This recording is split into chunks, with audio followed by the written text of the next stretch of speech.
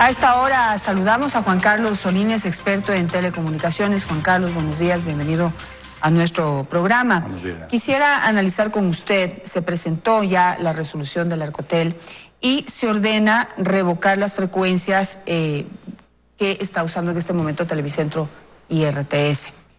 Ayúdenos a analizar esta decisión y el cumplimiento, que entiendo que es inmediato.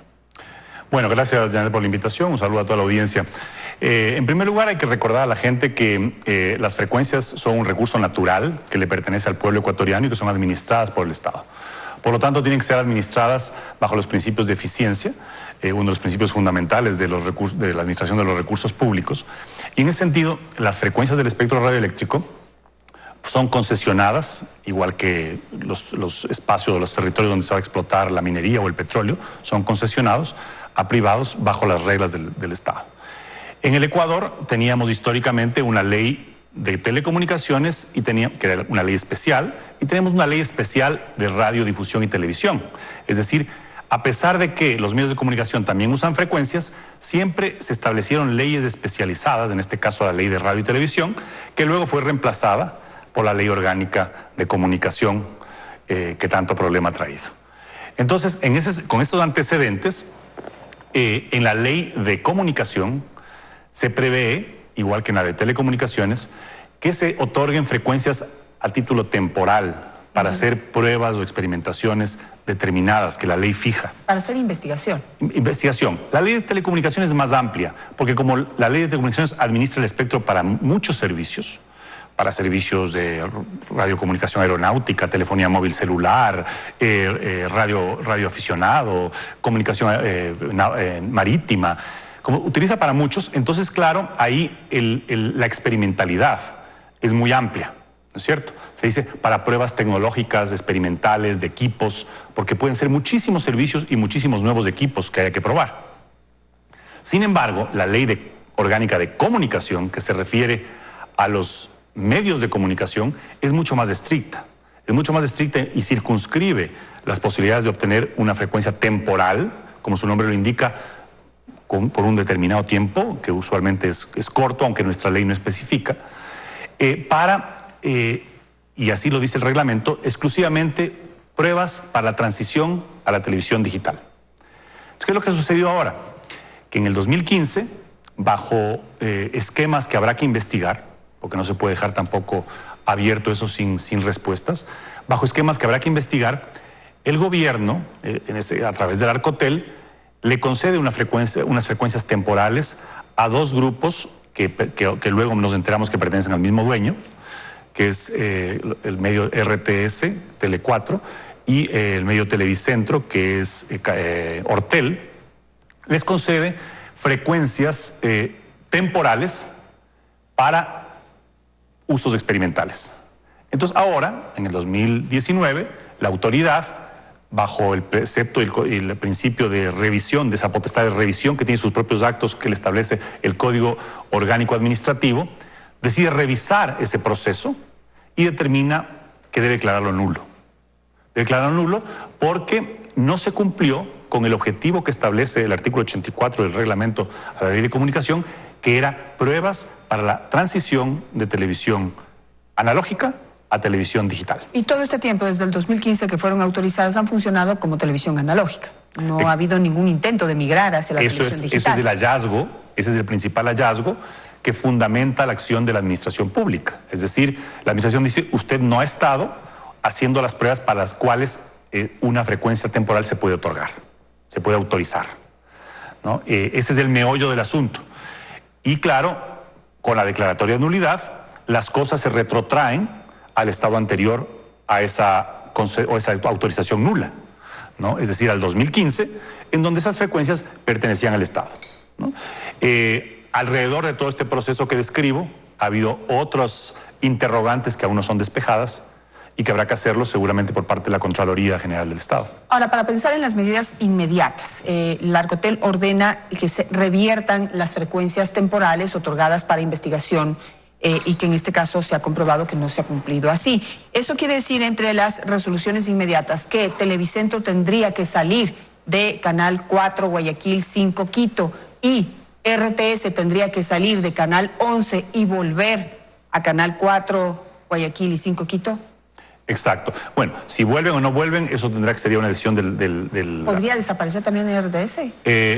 Entiendo que lo que están auditando son las concesiones temporales que se dieron a Televicentro en Guayaquil y a RTS en Quito. Okay. ¿No?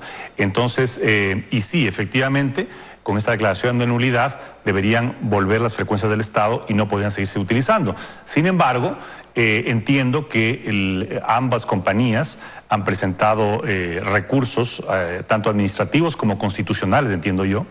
Habrá que ver qué resuelven los jueces constitucionales, porque ellos sí podrían, a través de medidas cautelares, suspender esta medida, más no el hecho de que apelen al propio Arcotel o se vayan a contencioso administrativo. Eso no suspendería la decisión de nulidad del Arcotel. Habrá que ver cómo resuelven los jueces las acciones de constitucionalidad que han presentado.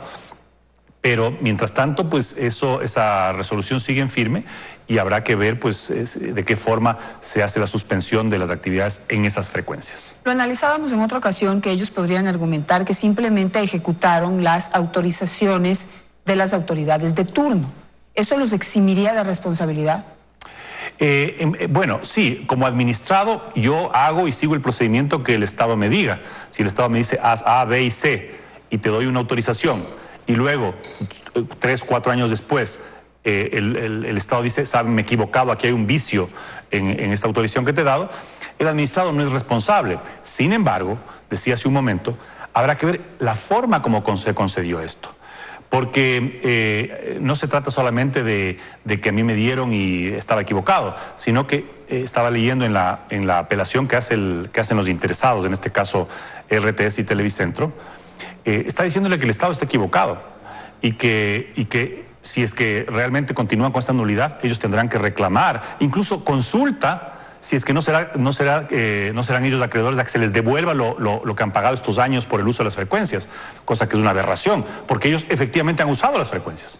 Aunque se haya declarado nulo el acto, ellos han venido utilizando, claro, han venido, y de acuerdo al hallazgo de la autoridad, han venido utilizando comercialmente, porque han estado utilizando para ampliar su señal a nivel nacional, ¿no? Y obviamente pues con su modelo de negocio de publicidad y lo que fuere, han venido lucrando del uso de este espectro. ¿Y eso contemplaba digamos, la autorización del uso de estas frecuencias con fines de investigación, el poder vender los espacios, comercializar los espacios? No, eso es parte del hallazgo.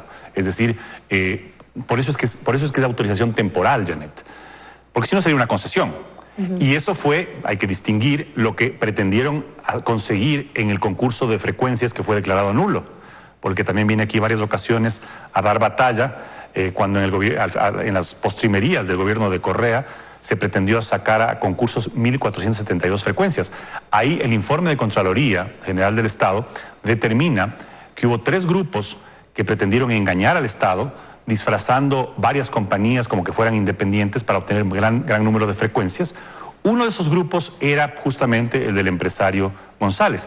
Ese informe de Contraloría con indicios de responsabilidad penal está en la Fiscalía General del Estado desde julio del año pasado.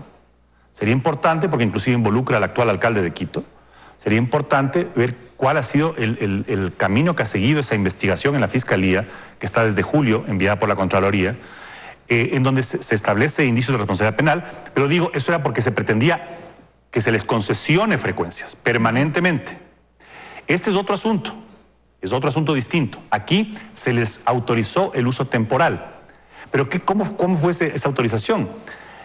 Normalmente, como la ley no decía cuál es el límite de autorización temporal, lo que hicieron fue atarle el plazo a un hecho que es el apagón analógico en su fase 1, es decir, cuando todos los canales apaguen su señal digital y entren de lleno en la televisión, perdón, su señal analógica y entren de lleno en la televisión digital.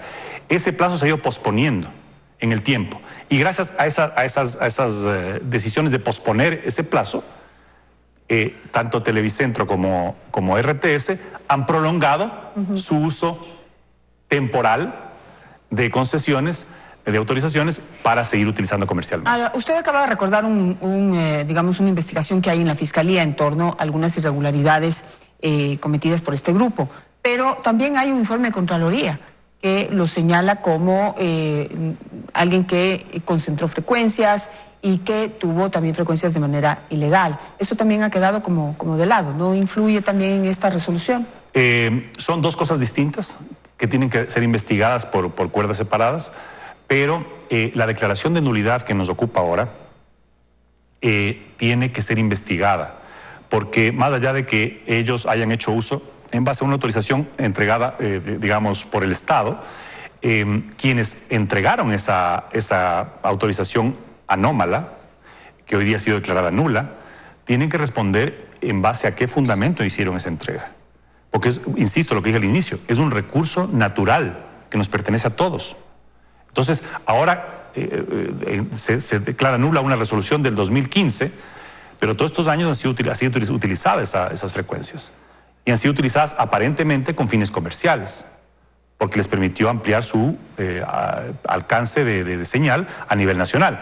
Además de que hay otras irregularidades que también tienen que ser investigadas, creo yo, porque aquí no se trata, se ha dicho, y he visto en medios de comunicación internacionales sobre todo, que se está planteando esto como una persecución, detrás de la cual están los canales privados Ecuavisa y Teleamazonas. Yo debo aclarar que yo no me pertenezco ni tengo relación alguna con ninguno de estos dos canales, ni con Teleamazonas ni con Ecuavisa. Y yo he intervenido y he dado mis opiniones jurídicas, legales, como ex autoridad y como abogado experto y catedrático en la materia. Pero aquí no hay una persecución. Aquí se trata de que se respete la ley. Exacto. Y en el anterior gobierno se hicieron una serie de movimientos que todavía no han sido explicados. Por ejemplo, nuestra ley prohíbe que extranjeros, compañías o naturales, sean dueños de medios nacionales, de medios de comunicación nacionales. Y aquí se hizo, se acomodó la ley, había reglamento, ¿no? Había reglamento se acomodó, diciendo que, a pesar de que la ley prohíbe, hay un caso de excepción. Entonces se le hizo una regla especial para que este grupo, que además tiene medios en toda la región y que en algunos países está cuestionado y está involucrado en temas de escándalos, como en Guatemala, ¿no? Pueda hacerse de los canales. Luego existe una limitación de solo se puede tener un canal nacional, Janet. Y aquí vemos que con estas frecuencias temporales convirtieron a dos estaciones en nacionales, ¿no? Entonces habrá que ver por qué la autoridad en su momento acomodó regulación, se hizo de la vista gorda, concedió irregularmente estas frecuencias temporales. ¿Quién estuvo detrás? Hubo vicerazos, hubo órdenes superiores, porque los funcionarios que firmaron van a tener que responder ante la Contraloría. Ojalá. ¿No? Entonces veamos que esto se investigue, porque como digo, aquí no se trata, el señor González tiene un conglomerado de medios en toda la región gigante, y veía unas publicaciones que decía que lo que hay detrás es una envidia porque tiene un mayor rating en ciertos programas, novelas, telenovelas básicamente, ¿no? Pero claro, una persona que tiene un grupo, que tiene un conglomerado tan grande de medios, tiene ventajas para negociar los contenidos afuera. Entonces es al primero a que se le dan todos los contenidos para que él escoja, y eso es un tema de distorsión de mercado. Entonces también la Superintendencia de Control de Mercado tendría que comenzar a ocuparse de estos temas para ver que el ecosistema de los medios de comunicación, sobre todo las televisiones nacionales, sea sano, no haya distorsiones, no haya abusos de poder de mercado, y también se responda por esto técnico, ¿no es cierto? Por esto técnico, en base a qué se le hicieron todas estas concesiones y estos privilegios. Simplemente para terminar y para, digamos, aclarar este tema de la persecución por parte de dos medios de comunicación en contra de otro, lo que se reclama no sería una igualdad de todos ante la ley y no que unos tengan ventajas sobre otros. Sobre todo que se respete la ley, Janet, porque la ley es muy clara.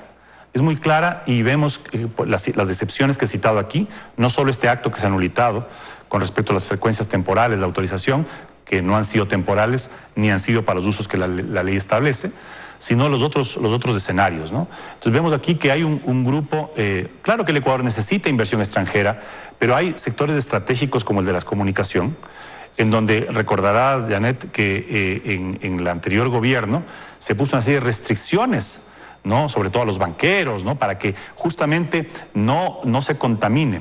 Hoy día en el Ecuador celebramos 40 años de la democracia, y cuando volvimos a la democracia, el comercio, por ejemplo, fue un medio que jugó un rol fundamental.